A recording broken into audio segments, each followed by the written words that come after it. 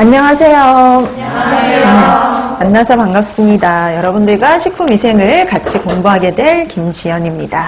자, 그럼 이제 우리가 식품위생, 우리 단체급식에 의해서 이제 식품위생에 들어가는데요.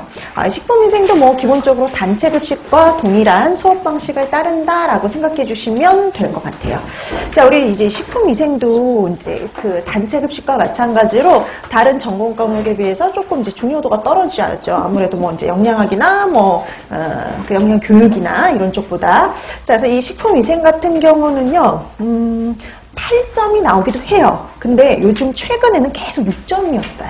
그래서 6점에서 8점 사이. 그래서 이게 10%가 차지하는 비율이 안 될 때도 가끔 있다는 거죠. 원래는 10%는 나와야 되는데. 자, 그래서 이렇게 10% 정도 비율, 근데 10% 근데 안쪽인 경우도 많다. 그래서 요즘은 6점 내지 8점 정도, 이렇게 6점에서 8점이라고 하면 뭐 6점 문제가 됐든 8점 문제가 됐든 기본은 2문제 정도 출제가 된다라고 보시면 돼요.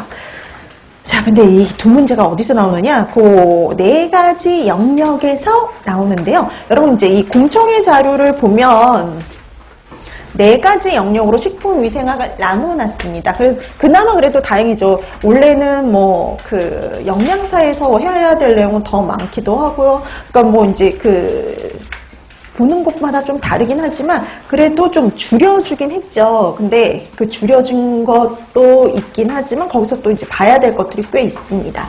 자, 보시면 식품과 미생물 파트 그 첫 번째 영역에서는요. 미생물의 종류와 특성 기본적으로 봐두셔야 되고요. 그럼 이 미생물의 종류와 특성을 공부하면서 어느 정도 식중독에 대한 것들을 어느 정도 정리도 할 수도 있어요. 그래서 뒤에 있는 내용들과도 또 연계가 되니까 기본적인 미생물의 종류와 특성 파악하시면 되고요. 그 다음에 그 미생물 중에 에서요, 식품이 위생적으로 안전한지 아닌지를 판가름할 때 이용할 수 있는 식품의 오염지표균 이게 있거든요. 그래서 식품의 그 오염지표균을 대해서 공부하고요. 그 다음에 이 오염지표균을 본 다음에 보는 게 이제 바로 식품의 부패와 초기 부패를 판정하는 방법입니다. 그리고 이 부패와 초기 부패를 판정하는 방법이 끝나면 이 내용이 다 끝난 거냐? 아니에요. 여기다 플러스로 공부해야 될 게 있어요.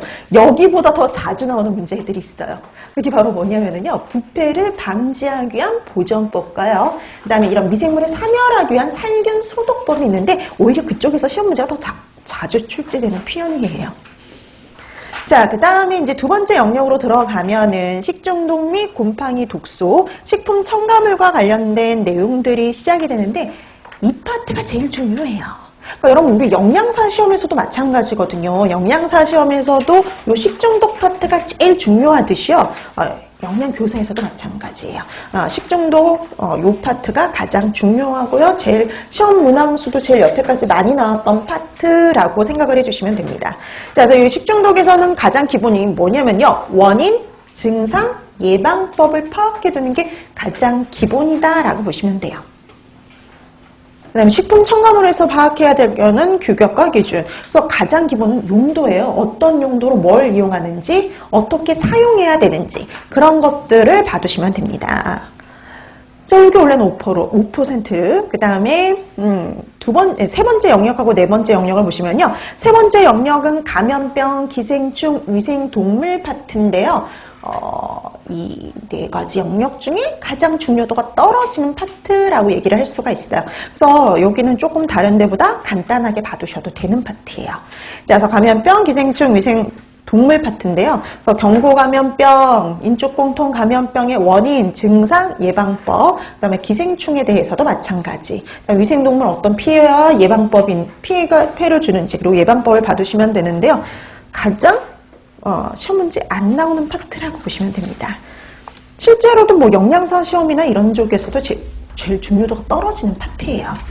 자, 그 다음에 이제 마지막이 해썹인데요. 이제 유해요소 중점관리제도 예전에 이제 이렇게 불렸어요. 그래서 예전에 공청에 있던 자료 그대로 넣어놨기 때문에 이렇게 얘기를 하지만 이건 이름이 바뀌었죠. 안전관리 인증 기준으로 이게 이름이 바뀌었어요.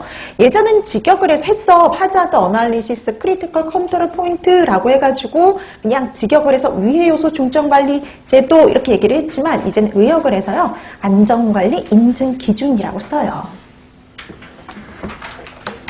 자, 이 안전관리 인증 기준 해썹과 관련된 것도 되게 중요하죠. 실제적으로 학교급식에선 해썹을 빼놓고 위생을 얘기를 할 수가 없어요.